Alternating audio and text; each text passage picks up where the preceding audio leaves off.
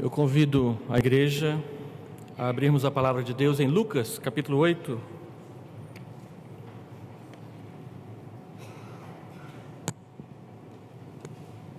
Evangelho de Lucas, capítulo 8, verso 26.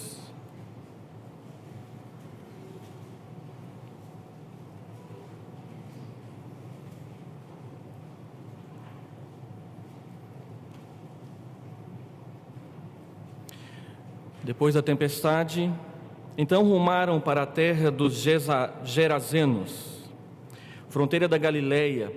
Logo ao desembarcar, veio da cidade ao seu encontro um homem possuído de demônios que, havia muito, não se vestia, nem habitava em casa alguma, porém vivia nos sepulcros. E quando viu a Jesus, prostrou-se diante dele, exclamando e dizendo em alta voz: Que tenho eu contigo, Jesus, Filho do Deus Altíssimo? Rogo-te que não me atormentes. Porque Jesus ordenara ao espírito imundo que saísse do homem, pois muitas vezes se apoderara dele, e embora procurassem conservá-lo preso com cadeias e grilhões, tudo despedaçava e era impelido pelo demônio para o deserto. Perguntou-lhe Jesus: Qual é o teu nome? Respondeu ele: Legião, porque tinham entrado nele muitos demônios. Rogavam-lhe que não os mandasse para o abismo. Ora, andava ali pastando no monte uma grande manada de porcos. Rogaram-lhe que lhes permitisse entrar naqueles porcos, e Jesus o permitiu. Tendo os demônios saído do homem, entraram nos porcos, e a manada precipitou-se despenhadeiro abaixo para dentro do lago e se afogou. Os porqueiros, vendo o que acontecera, fugiram e foram anunciá-lo na cidade e pelos campos. Então saiu o povo para ver o que se passara, e foram ter com Jesus. De fato, acharam um homem de quem saíram os demônios vestido, em perfeito juízo, assentado aos pés de Jesus, e ficaram dominados de terror. E algumas pessoas que tinham presenciado os fatos, contaram-lhes também como fora salvo o endemoniado. Todo o povo das circunvizinhanças dos Gerazenos rogou-lhe que se retirasse deles, pois estavam possuídos de grande medo. E Jesus, tomando de novo o barco, voltou. O homem de quem tinha saído os demônios rogou-lhe que o deixasse estar com ele. Jesus, porém, o despediu, dizendo: Volta para casa e conta aos teus tudo o que Deus fez por ti. Então foi ele anunciando por toda a cidade todas as coisas que Jesus lhe tinha feito. Meus irmãos, esses 4 milagres narrados aqui no texto de Lucas, capítulo 8, eles têm a intenção do evangelista de mostrar para nós o poder de Jesus e o seu governo sobre todas as áreas da nossa existência. No texto anterior, que narra o milagre de Jesus acalmando a tempestade, Lucas tem a intenção de mostrar a nós que Jesus é Senhor sobre todos os fenômenos naturais, sobre toda a criação. No texto que nós estamos lendo, o objetivo claro de Lucas é mostrar que o Senhor Jesus tem domínio e Ele é Senhor sobre todo o reino espiritual, inclusive e especialmente o reino espiritual do mal. Nos 2 milagres que vêm a seguir, Ele cura uma mulher que há 12 anos sofria de uma hemorragia que os médicos não conseguiam tratar. E Ele mostra então que Ele é Senhor sobre as nossas enfermidades. E por último, Ele ressuscita a filha de Jairo, e Ele mostra para nós que Ele é Senhor sobre a vida e também sobre a morte. Jesus acaba de acalmar a tempestade e Ele deixa os seus discípulos maravilhados, perguntando uns aos outros: quem é este homem que até os ventos e a água do mar o obedecem? E Ele vai em direção a Gadara ou a Gerasa, que fica do outro lado do mar da Galileia, uma cidade que não ficava ali à margem, ficava mais distante, e há disputa a respeito de que cidade era essa. Mas o fato é de que o Senhor Jesus nem sequer precisou chegar até a cidade, porque o texto deixa bem claro para nós que tão logo Ele colocou os pés no chão, na praia, um homem endemoniado veio ao seu encontro, e um homem que era possuído por muitos demônios. Depois a cidade veio também ao seu encontro, e tudo acontece ali naquela região, aonde assim que se chega na praia há um monte e as pessoas têm que subir para poder sair da margem do mar da Galileia. Era uma região que havia muitos sepulcros, e os sepulcros eram cavados na própria rocha, de modo que aquele homem vivia ali no despenhadeiro, próximos às escarpas das montanhas ao redor do mar da Galileia. No entanto, este homem vem ao encontro do Senhor Jesus, e é bonita de se ler a frase do versículo de número 39, quando pedindo para estar com o Senhor Jesus definitivamente e acompanhá-lo, o Senhor Jesus diz para ele: volta para casa.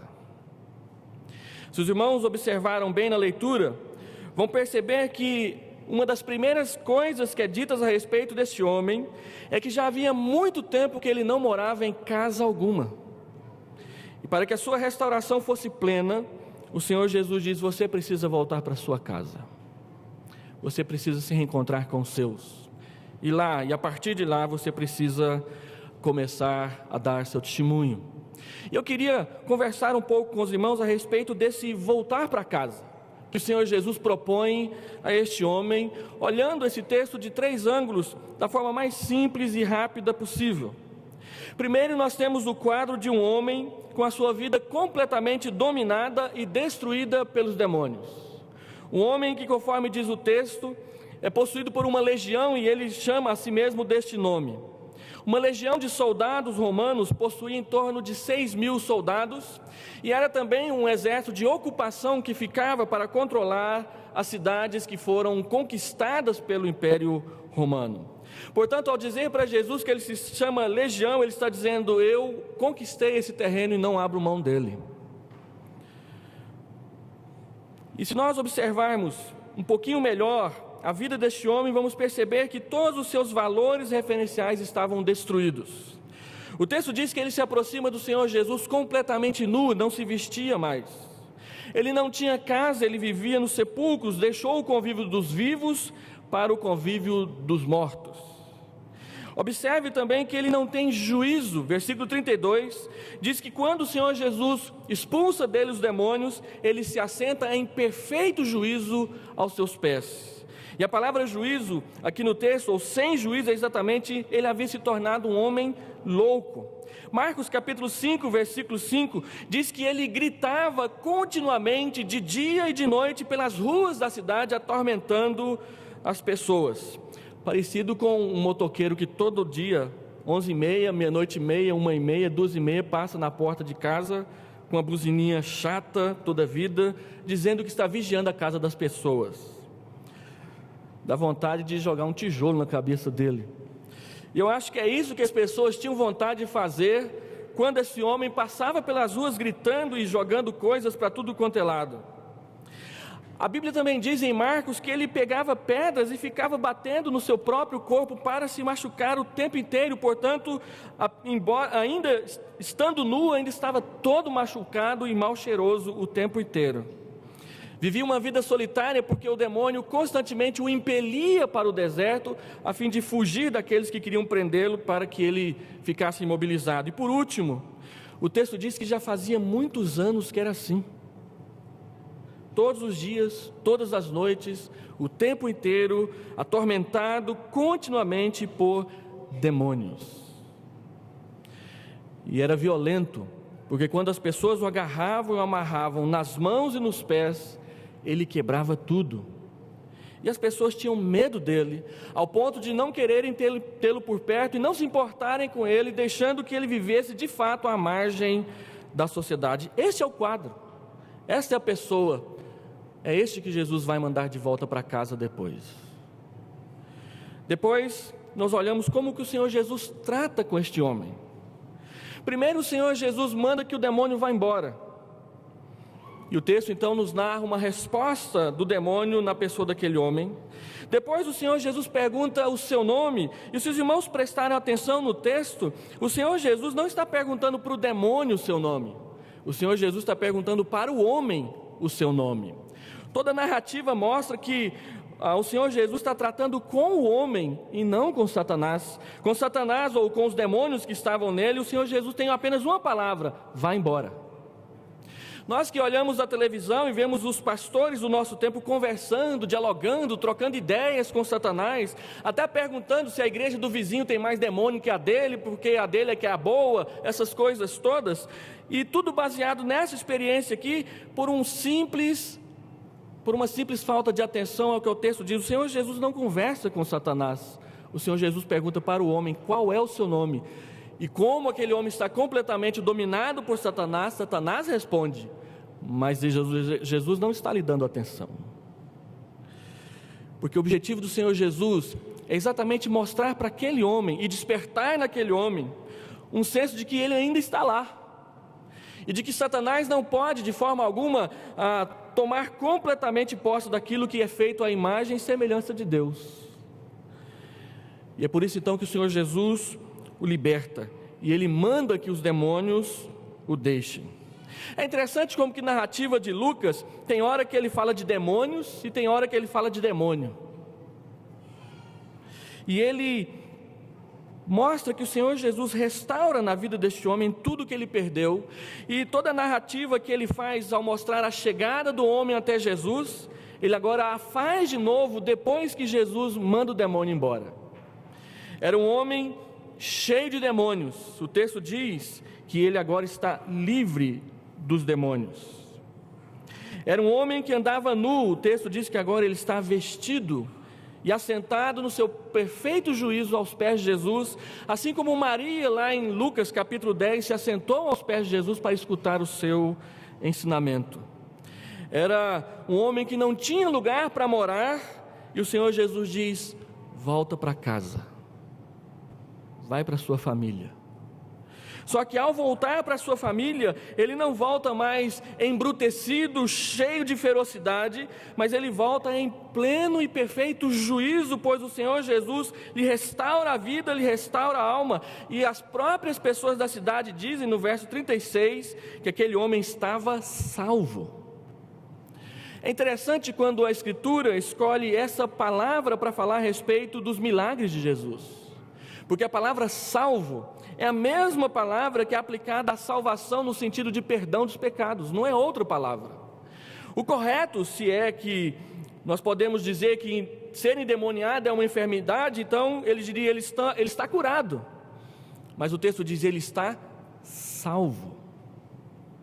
Porque essa é a ênfase do Evangelho. Todos aqueles que se encontram com Jesus, todos aqueles que são encontrados com Jesus, todos aqueles a quem o Senhor Jesus dirige a sua palavra e perdoa os seus pecados, Ele salva.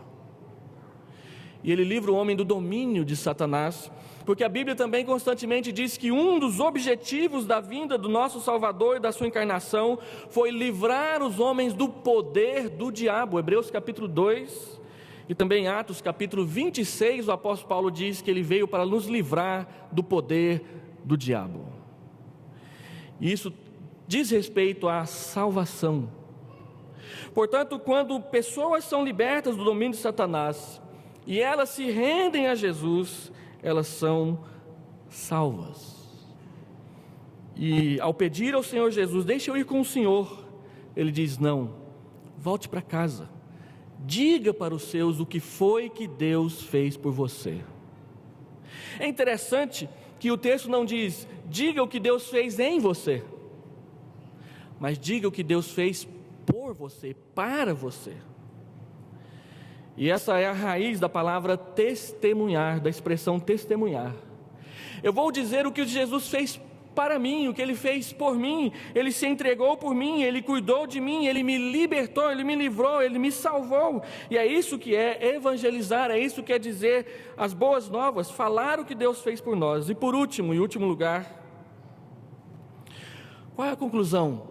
Mais uma vez, Lucas descreve reações. Nós temos a reação da população, nós temos a reação daquele homem, e Lucas não diz da reação dos discípulos. Primeiro, os porqueiros saem falando para todo mundo: olha, nós não somos culpados da morte daqueles porcos.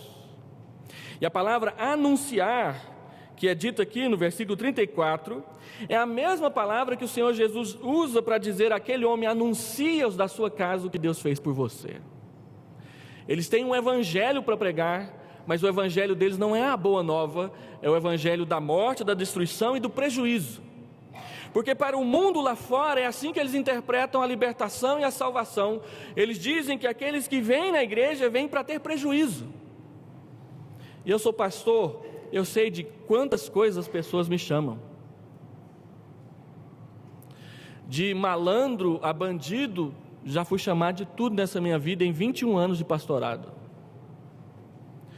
Mas o fato é que para as pessoas lá fora, conhecer Jesus e ter a vida mudada por Jesus é menos importante do que dinheiro e bens materiais.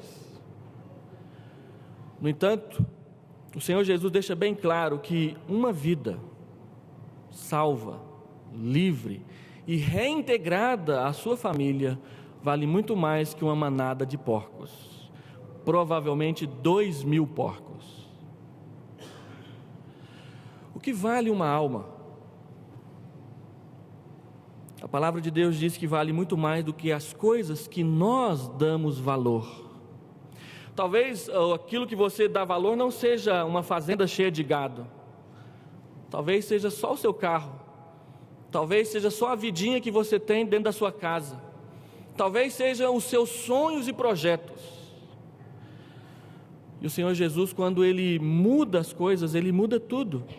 Aquele homem era violento, aquele homem gritava pelas ruas da cidade, aquele homem era colocado de lado, mas agora não, ele está em seu perfeito juízo, ele está na sua plena saúde, e ele pode voltar para casa. Meus irmãos, é isso que nós somos, é isso que o Evangelho é. As pessoas que entram em contato com o Senhor Jesus, eles encontram a sanidade, eles encontram a reintegração. E ao olhar este homem aqui, nós podemos ver no milagre do Senhor Jesus tudo aquilo que os teólogos e os missiólogos chamam de missão integral, de que o Senhor Jesus salva a alma, mas que também cuida do nosso corpo. Ele restaura a saúde daquele homem, que não tem mais por que ficar batendo em si mesmo com pedras e tijolos, e ele tem um lar para voltar. E isso aconteceu porque ele conheceu o Evangelho que humaniza as pessoas. As pessoas que entram em contato conosco, porque nós estamos em contato com Jesus, precisam conhecer esse Evangelho, que quando nos manda de volta para casa, nos manda sem as nossas loucuras, sem as nossas trapalhadas e sem as confusões que nós nos metemos na nossa vida, porque nós conhecemos Jesus. E por fim, a cidade toda fica possuída de temor. Eles veem Jesus, eles veem o homem curado e eles ficam aterrorizados, ficam possuídos de muito medo, diz o texto. Medo suficiente para que eles, em vez de chamar o Senhor Jesus para entrar definitivamente naquela cidade, eles dizem: vai embora, sai daqui, não fica conosco não, nós temos medo de você. E muitas pessoas rejeitam Jesus porque têm medo da transformação que Ele irá efetuar na sua vida, e do impacto que é o Evangelho na sua localidade.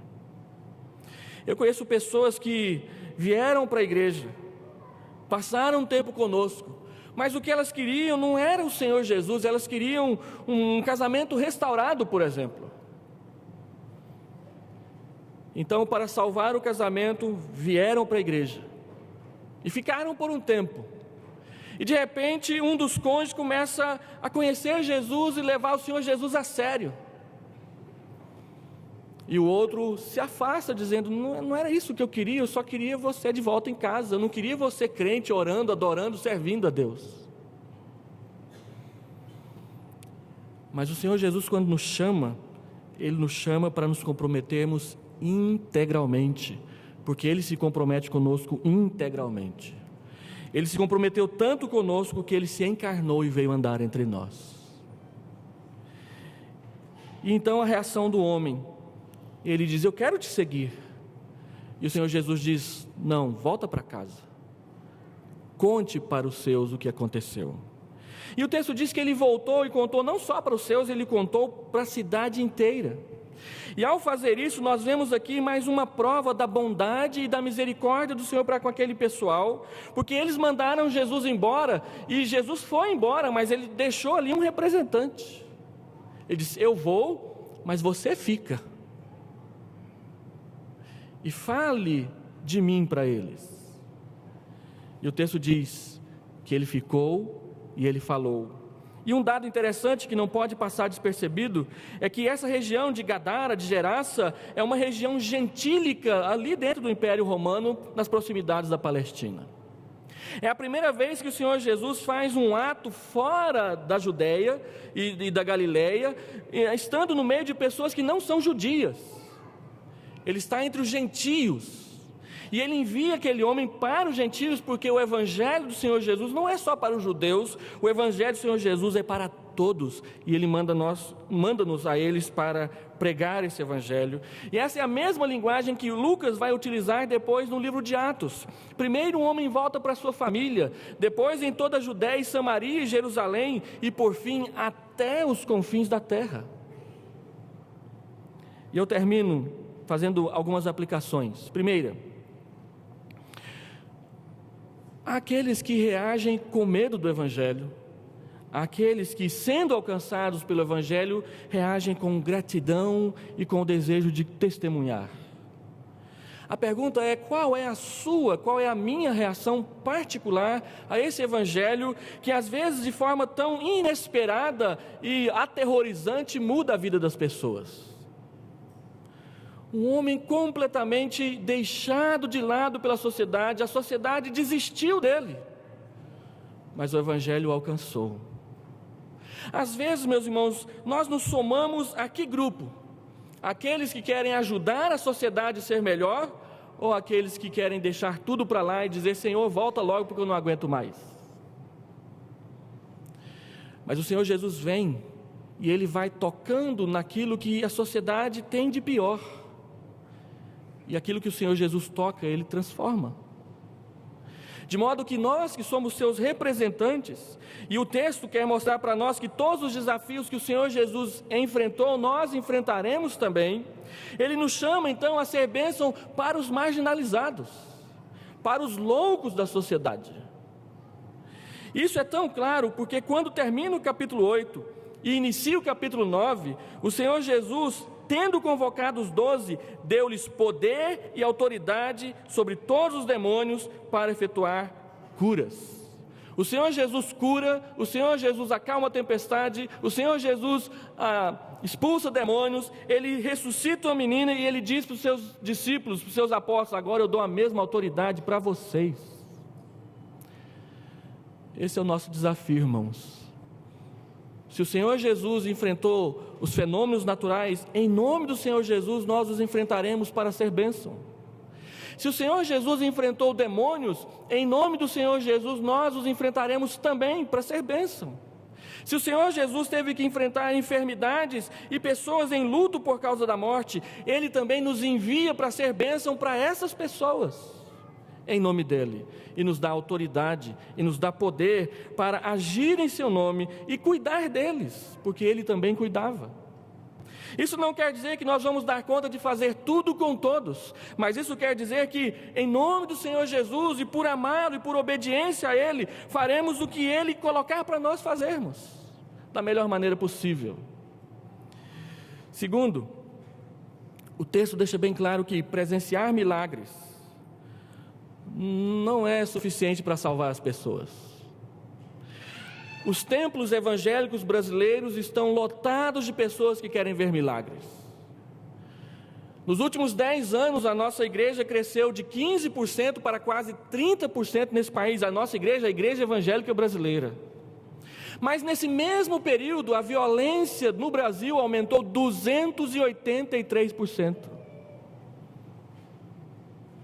Se a igreja cresce tanto, por que aquilo que é ruim na sociedade não diminui? E a questão é como reagimos ao Evangelho. Muitas pessoas que estão dentro da igreja, não estão dentro da igreja para servir e amar Jesus, mas querem receber de Deus alguma coisa. Estão correndo atrás de bênçãos, estão correndo atrás de milagres, estão cantando isso nas suas músicas, e depois querem que a gente ensine na nossa igreja também. Senhor, faz um milagre em mim, tem que ser hoje. Mas o texto diz que eles viram um milagre tremendo. Um homem que muitos anos atormentava uma cidade inteira está livre, e eles ficam com medo de Deus e pedem para Deus ir embora. Não, presenciar milagres não é motivo para a gente dizer que essa igreja é boa ou aquela igreja é ruim, porque muitos presenciaram milagres e ainda assim não serviram a Deus. Nós precisamos ter a nossa vida mudada, como a vida deste homem foi mudada. Terceiro, o medo, meus irmãos, sempre é um empecilho para a fé verdadeira. Por que eles mandaram Jesus embora? Porque ficaram com medo.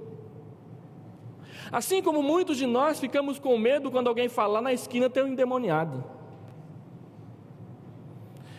Nessa hora todo mundo quer lembrar o telefone do pastor. Nessa hora todo mundo fala mal da secretaria da igreja que não coloca o telefone do pastor aí no boletim. Porque nós temos que confessar, temos medo de estarmos numa situação como essa. E é interessante como que o Senhor Jesus, diante de todos os desafios, os maiores possíveis, Ele sempre mantém a calma. Eu já participei uma vez da expulsão de um demônio, e as pessoas estavam ali, pegando aquela mulher que havia tirado suas roupas de tão endemoniada que estava, com a peixeira na mão, e nós tiramos a peixeira da sua mão, e levaram aquela mulher para dentro da sua casa, colocaram ela na cama, e começaram a enforcar a mulher ali naquela cama. E eu disse, para com isso, nós estamos aqui para libertar a mulher, não é para matá-la não. Depois de ter expulso um demônio, ela tinha mais, voltamos lá, e quando falamos de Jesus para aquela mulher, ela enrolou as mãos, e mais de que depressa uma senhora começou a apertar a barriga dela de novo. Eu falei, o que você está fazendo? Não, é para ver se ela vomita o demônio. Eu fico olhando aonde na escritura aparecem essas coisas, enforcar as pessoas. Dizem que no norte de Goiás, hoje Tocantins, um pastor foi expulsar um demônio e inventou de bater na cabeça do endemoniado com aquela Bíblia Vida Nova, capa dura. Quebrou o pescoço da pessoa, matou a pessoa dentro do culto. O Senhor Jesus simplesmente diz, vai embora. E eu me lembro do pastor da nossa igreja, quando um dia tinha um camarada lá quebrando tudo, endemoniado, ele sentou na cadeira e disse, abre a porta. E as pessoas, pastor, mas se abrir a porta ele vai sair correndo. Eu falei, não tem problema, o demônio tem que sair por algum lugar. E a única coisa que ele fez foi, vai embora demônio. O demônio foi, e a pessoa ficou. Por que temos medo? Talvez temos medo porque não temos fé. E no Evangelho tudo é pela fé. E por último, o testemunho ele sempre começa com a gratidão. O homem chega para Jesus e diz, deixa eu andar com o Senhor. Mas o Senhor Jesus diz, volta para casa. Voltar para casa é uma das experiências melhores que a gente tem todos os dias.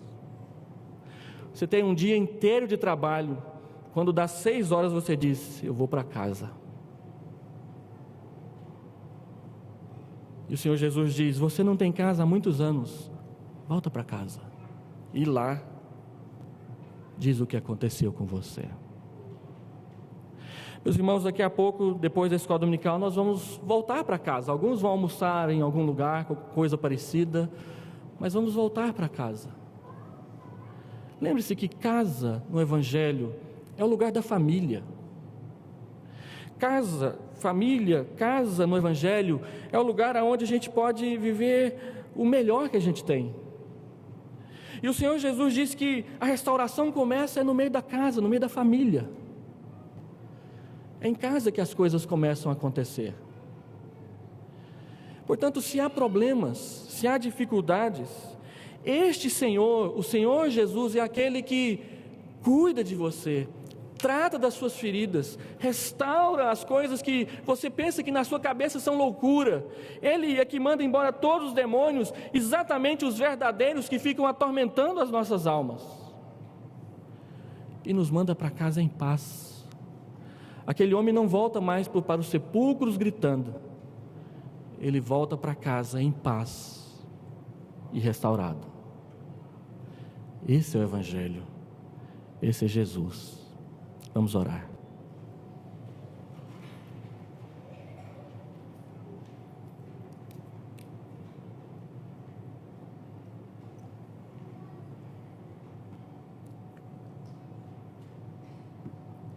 Deus, abençoa todos nós que ouvimos a Tua palavra nessa manhã, aqui no templo, na capela e em casa, através da internet.